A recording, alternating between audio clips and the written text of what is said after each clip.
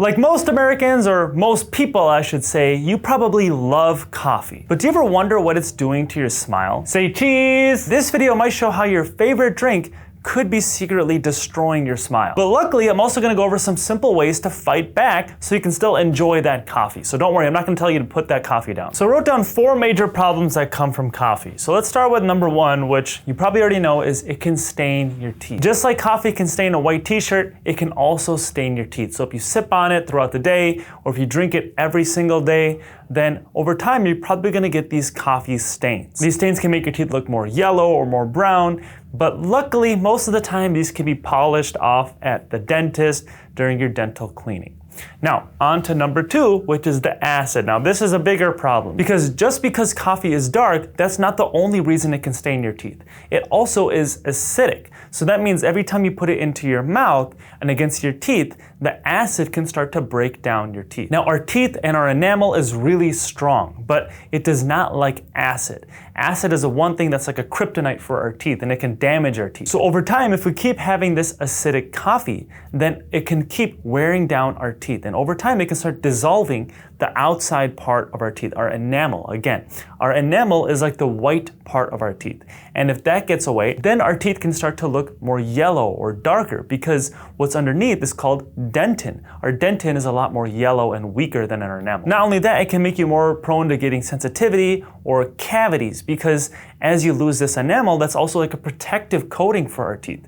And when you get into that dentin, the dentin is like a path to the nerve. So if your dentin is exposed, your teeth are going to be more sensitive and they're going to be more likely to get cavities because they're also weaker. Now, on to number 3 are the additives, because not many people like to have their coffee plain black. Some people do, but I'd say most people I know like to have their cream or their sugar on top of it just to make it taste a little better. But just know if you add that cream or sugar, it's going to make it worse because now you're adding sugars into your coffee. So now you're taking that acidic beverage that is already damaging your teeth, and now you're adding some sugar in it, which we know can cause cavities because that sugar will feed these bacteria in your mouth, and those bacteria will release these acids that cause cavities. So now you're having this acidic beverage, then you're feeding these bacteria the sugar that cause more acids that will break down our teeth even more. And the last problem that coffee causes is a dry mouth. Not many people know about this, but coffee can actually reduce your saliva in your mouth. And our saliva is really important for our teeth and our gums. Our saliva is like a natural bodyguard for our teeth and our gums. So if we don't have enough saliva, then it can be more likely to have cavities and gum disease. We're not gonna get the minerals for our teeth that our saliva carries. And our saliva can also buffer out acids and basically neutralize the acids in our mouth. And if we don't have the saliva, we're not gonna be able to neutralize those as well. But luckily, there's some ways you can start drinking your coffee that will help kind of counteract these problems. So the biggest thing, number 1, is going to be the frequency of how long you are drinking your coffee. If you are a sipper, then this is terrible. Do not sip on your coffee. I mean, you could sip on it a little bit, but I would say try to finish it within a 30-minute window.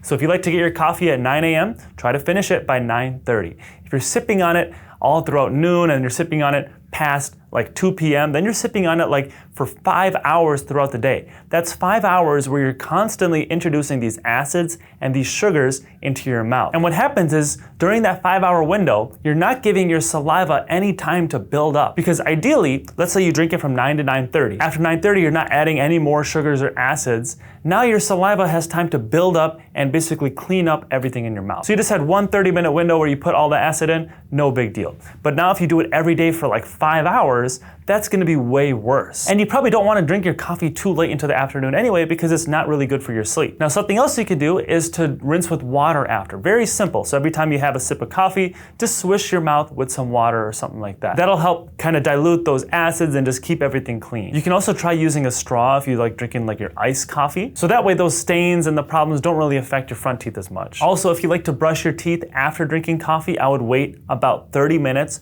before you brush your teeth. Because kind of like before how we talked about with your saliva, you want to give your saliva time to build up before you brush your teeth. Because if this coffee has just been sitting on your teeth and this acid has been kind of damaging your teeth are in a weakened state. So now if you take this toothbrush with this toothpaste, you can actually damage your teeth even more because it's still pretty abrasive.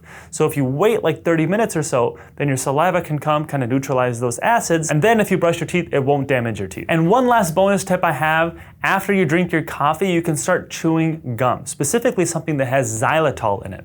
Xylitol is really cool because it's an antibacterial, meaning it can actually fight off the bacteria that cause cavities. So it's the only sugar substitute out there that actually prevents getting cavities.